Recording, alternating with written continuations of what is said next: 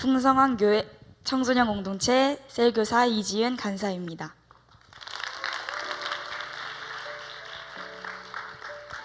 저는 모태신앙이지만 인격적인 나의 하나님을 만나기 전까지는 겉으로는 아는 척하고 사실 속으로는 복음을 비웃거나 무시하는 학생이었습니다.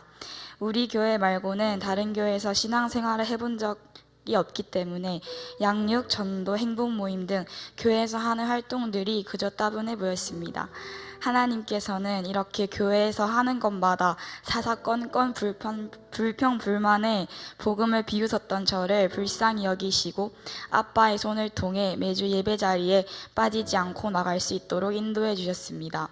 술과 담배에 거의 중독이셨던 아빠가 양육을 통해 한순간에 변화된 것을 보고 처음으로 하나님이 살아계신다고 생각했습니다. 그때부터 관심 없었던 하나님께 시선을 두게 되었고 시간이 갈수록 그분을 더 알고 싶고 만나고 싶은 심정이 깊어져 갔습니다. 좋으신 하나님께서는 청소년 시절에 건강한 우리 교회에서 양육을 통해 저에게 말씀해 주셨고 저를 만들어 가셨습니다. 애매모호했던 가치관들이 양육을 통해 확실해졌습니다. 저는 지속적인 양육을 통해 성장해 나갔습니다.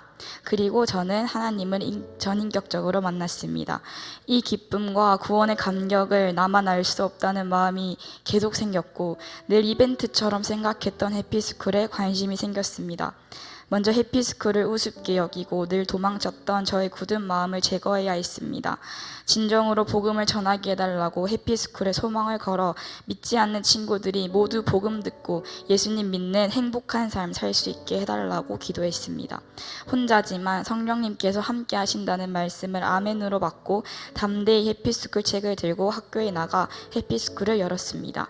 학교에 다녀야 하는 이유도 모르고 왜 살아야 하는지도 몰랐던 제가 복음으로 완전히 변화되어 학교 강당에서 모든 학생들을 모아두고 해피스쿨을 여는 꿈을 꾸며 학교에 복음 전하러 가는 자로 바뀌어 갔습니다. 그렇게 연 해피스쿨은 8명의 베세트와 함께 7주간 진행되었습니다. 해피스쿨에 왔던 친구들이 기도응답을 받아 교회에 나와 등록도 하게 되었습니다. 그리고 저는 대학 입학 후에는 청소년 공동체 간사가 되었고 여전히 해피스쿨을 열며 하나님의 일하심을 늘 경험합니다. 예전에는 외부인의 학교 출입이 자유로웠는데 코로나 이후로 출입이 금지되면서 학교 안에서 여는 해피스쿨은 쉽지 않게 되었습니다. 하지만 로마서 12장 말씀처럼 모든 것을 다스리시는 하나님의 통치와 주권이 있음을 믿고 순종을 우선순위로 삼아 학교 안에서 해피스쿨 여는 것을 포기하지 않았습니다. 해피스쿨은 하나님이 가장 기뻐하시는 일이기에 떨리지만 학교 문을 넘어 학생들을 만나고 복음을 선포했습니다. 기억에 많이 남는 해피스쿨이 있습니다. 해피스쿨을 위해 점심시간에 혼자서 학생을 기다리고 있었는데 중학교 3학년 여학생 3명이 제게로 먼저 와서 인사하고 관심을 가졌습니다.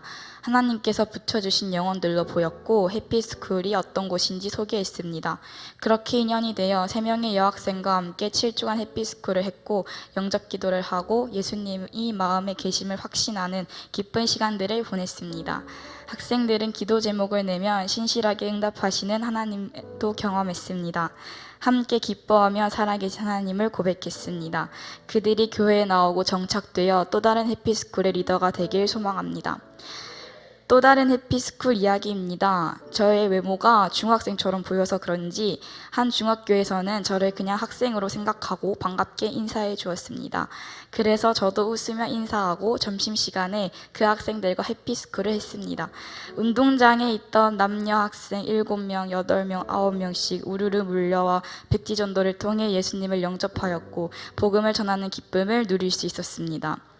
그러다 해피스쿨 5주차에는 경비 아저씨의 반대로 학교에 더 이상 출입을 할 수 없게 되었습니다.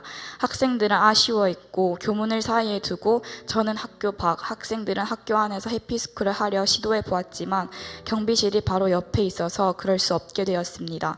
그래서 양육받은 학생을 해피스쿨 리더로 세웠습니다. 학교 안에서는 학생들끼리 해피스쿨을 하고 저는 그 시간 밖에서 해피스쿨을 위한 도구 기도를 했습니다.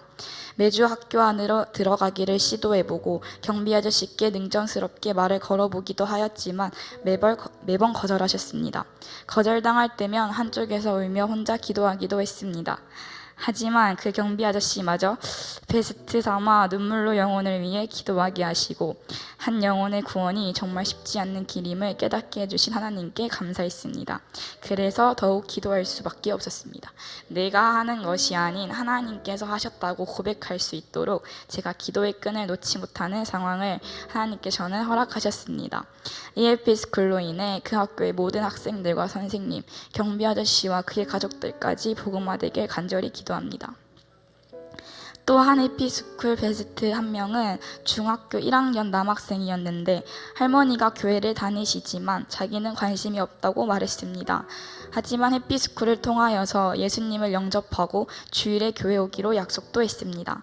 죽음을 두려워했던 이 친구는 죽음이 더 이상 두렵지 않다며 초롱초롱한 눈빛으로 말해주었습니다. 이 모든 것이 하나님의 은혜이며 좋지 않은 상황마저도 사용하신 하나님께 모든 영광 올려드립니다. 이외에도 저는 시즌마다 한 주에 해피스쿨을 17개씩 열었습니다. 제가 받은 은혜와 간증거리들은 이 시간에 얘기를 다 못할 만큼 많습니다. 이 모든 것은 제가 청소년 시절부터 받은 양육의 힘입니다. 인격적인 하나님을 만나고 이후에 어떻게 말씀대로 살아가야 할지 모르는 저를 양육을 통해 하나님께서는 성장시켜 주셨습니다. 청소년 전도 간사이지만 저는 평소에 외출을 할 때에도 교회 신문과 전도지를 간식과 포장하여 주머니에 3개씩 넣고 다닙니다. 버스 옆자리 아주머니께 도란도란 얘기하며 예수님을 전하고 개인 택시 조합에 올라오다가 기사님께 전도지 하나 나눠드리고 카페 사장님께 교회를 소개하며 전도지를 나눠드리기도 합니다. 청소년 때부터 양육을 지금까지 쉬지 않고 듣고 있지만 그때마다 새롭게 주시는 말씀으로 행복한 나날을 보내고 있습니다. 또 기도로 말씀이 제 삶의 능력이 되는 매일을 누리고 있습니다. 그리스도 예수님께서 저의 눌리고 상처난 마음을 시원케 해주셨듯이 정말 작고 부족하지만 주님 마음 시원케 해드리는 자녀 되길 간절히 소망합니다. 지금은 해피스쿨을 통해 학생들을 은혜의 자리에 데리고 오는 사역을 하고 있습니다. 저도 청소년 시절에 은혜의 자리에 있었기에 변화되었고 그들도 은혜의 자리에 나오면 하나님께서 일하실 것을 고백합니다.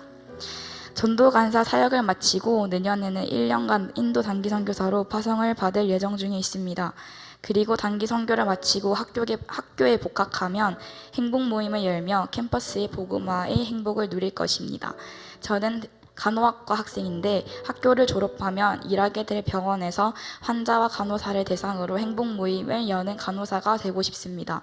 저를 불쌍히 여기사 건강한 교회로 불러주시고 양육의 자리로 불러주셔서 말씀과 성령의 능력을 경험케 하신 이 축복을 누릴 수 있음에 감사하고 행복합니다. 저의 환경과 상황을 바라보지 않고 늘 감사로 간구하며 복음의 씨를 뿌리는 삶이 참 행복합니다.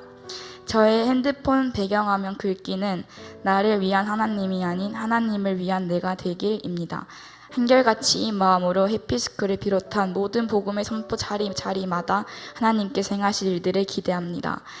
누군가 예수 믿는 것이 행복하냐고 물어보면 저는 주저없이 당연하다고 외칠 것입니다. 예수 믿는 즐거움과 그 맛을 알게 해주신 스승 되신 목사님 존경하고 사랑하고 감사합니다. 나의 왕 되시고 내 영혼의 사랑 되신 하나님께 이 모든 영광 올려드립니다.